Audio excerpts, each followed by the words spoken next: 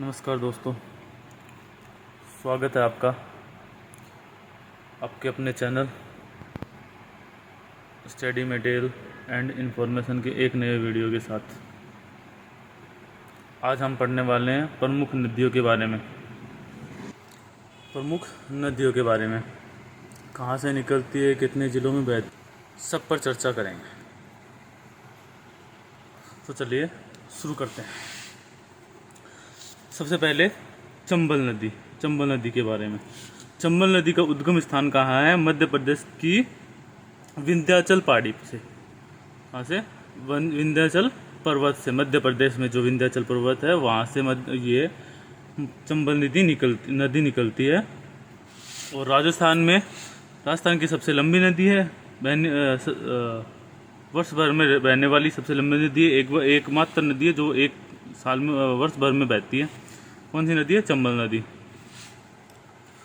राजस्थान में चंबल नदी का प्रवेश कहाँ से होता है? देखो, प्रवेश कहाँ से होता है? भैंसरोडगढ़ चित्तौड़गढ़ से। चित्तौड़गढ़ ऐसे राजस्थान है, ऐसे मध्य प्रदेश से निकलकर राजस्थान में चित्तौड़गढ़ जिले से प्रवेश होता है राजस्थान में इसका, चंबल नदी का। ठीक, ये देखो, राजस्थान में चंबल नदी द्वारा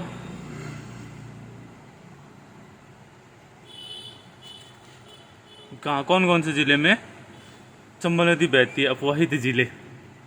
देखो कौन कौन से जिले हैं? चित्तौड़गढ़, कोटा, बूंदी, सवाई माधोपुर, करौली, धौलपुर। चित्तौड़गढ़, कोटा, बूंदी, सवाई माधोपुर, करौली, धौलपुर। 6 जिलों से बहती है। चंबल नदी की प्रमुख सहायक नदियाँ देखो। सहायक नदियाँ कौन कौन सी है?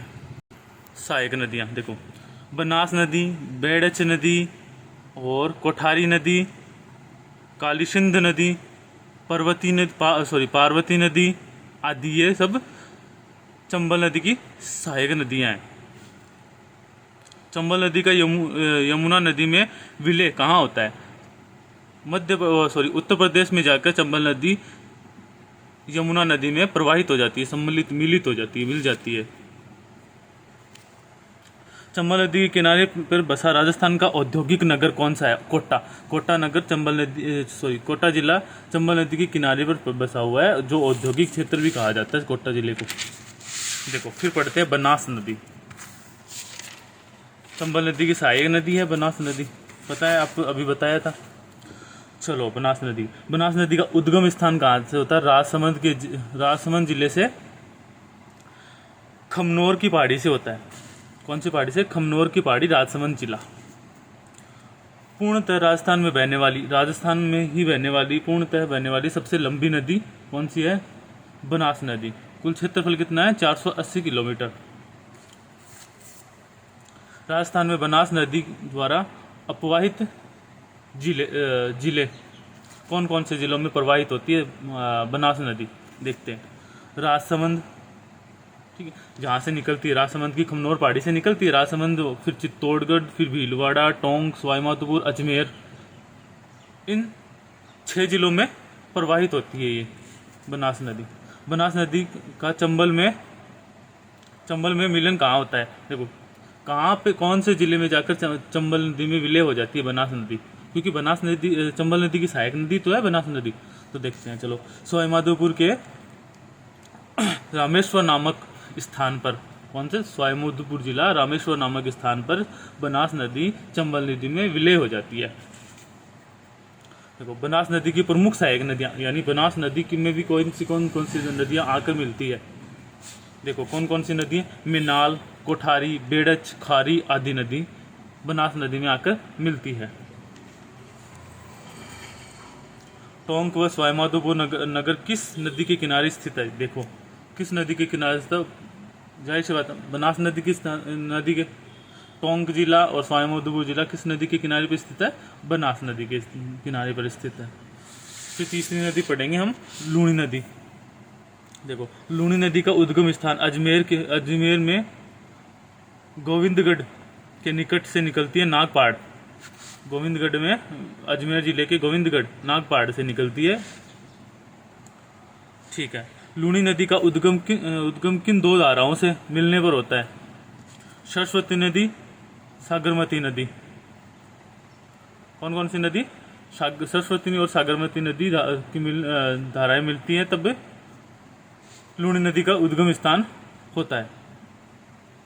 लूनी नदी द्वारा अपवाहित जिले, कौन कौन से जिले में लूनी नदी प्रवाहित होती है? देखो कौन कौन से जिले में? अजमेर जिले में, नागौर जिले में, पाली जिले में, जोधपुर जिले में, बाड़मेर जिले में और जालौर जिले में। 6 जिलों में।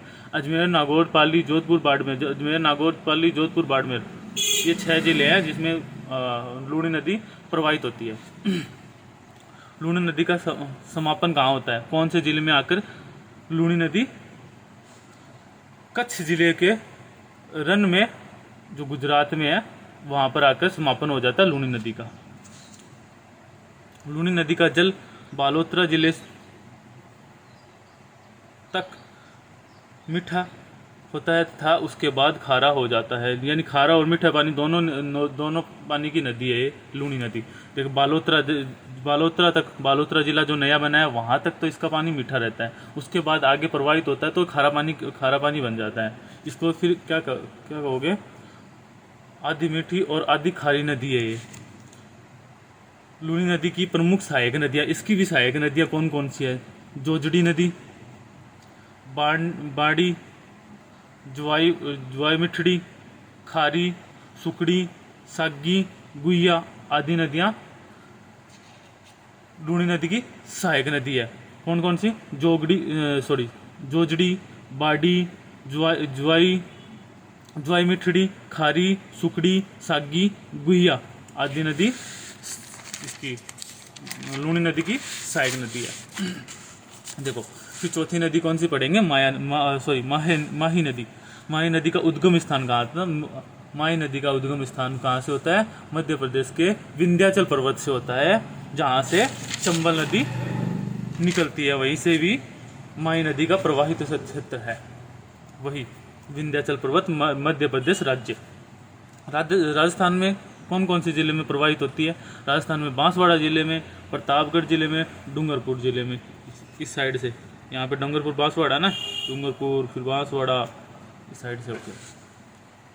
माही नदी की प्रमुख सहायक नदी की सोम और जाखम नदी इसकी सहायक नदियाँ हैं। माही नदी का समापन स्थल कहाँ है? कहाँ पर जाकर समाप्त हो जाती है माही नदी? खंभात की पहाड़ी में, गुजरात में है, वहाँ जाकर माही नदी का समापन स्थल है। बाणगंगा नदी, देखो बाणगंगा नदी को देखो, बाणगंगा नदी का उद्गम स्थान कौन सा है? जयपुर जिले में स्थित अरावली की बैराठ पहाड़ी से। कहाँ से? अरावली की बैराठ पहाड़ी से। कौन से जिले में? जयपुर जिले से। किस नदी को अर्जुन की गंगा भी कहा जाता है? इसके लिए एक कहानी प्रसिद्ध है इसकी महाभारत काल की, वो आपको बाद में बताएंगे। अर्जुन की गंगा नदी, बाणगंगा नदी को ही अर्जुन की गंगा नदी कहा जाता है। बाणगंगा नदी का जल किस राष्ट्रीय उद्यान में नम भूमि का निर्माण करता है? कौन सा राष्ट्रीय उद्यान? भरतपुर, केवलादेव घना पक्षी विहार में बाणगंगा नदी का पानी प्रवाहित होता है। देखो घग्गर नदी, अब पढ़ेंगे घग्गर नदी, लास्ट नदी घग्गर नदी के बारे में पढ़ेंगे। घग्गर नदी उद्गम स्थान हिमाचल प्रदेश में, हिमाचल पर्वत की शिवालिक श्रेणी से। घग्गर नदी को किस प्राचीन नदी का अवशेष माना जाता है? सरस्वती नदी का अवशेष माना जाता है घग्गर नदी को। कौन सी नदी को? सरस्वती नदी के अवशेष माना जाता है घग्गर नदी को, जो वर्तमान में सरस्वती नदी विलुप्त हो चुकी है। ऐसा माना जाता है कि पृथ्वी के अंदर बहती है वो सरस्वती नदी। देखो आगे, घग्गर नदी का राजस्थान में प्रवेश कहाँ से होता है? हनुमानगढ़ जिले से, यहाँ से ऊपर से। जैसे मान लो ये राजस्थान है, यहाँ से ऊपर से प्रवेश होगा राजस्थान में। यहाँ इस साइड गंगानगर हो गया, इस साइड हनुमानगढ़ हो गया, हनुमानगढ़ जिले से प्रवेश होगा राजस्थान में घग्गर नदी का। देखो आगे, घग्गर नदी का अंतिम प्रवाह है, सबसे लंबी नदी है। यह भूमिगत हो जाती है, जहाँ पर अंदर भूमिगत हो जाती है, कहाँ पर श्री गंगानगर में जाकर यह नदी भूमिगत हो जाती है। मैंने कहा था ना सरस्वती नदी वर्तमान में भूमिगत नदी हो चुकी है, जो ऐसा माना जाता है कि वो भूमि के अंदर अंदर बहती है। इसीलिए तो इसको घग्गर नदी को सरस्वती नदी का अवशेष माना जाता है। ये थी हमारे राजस्थान की प्रमुख नदियाँ।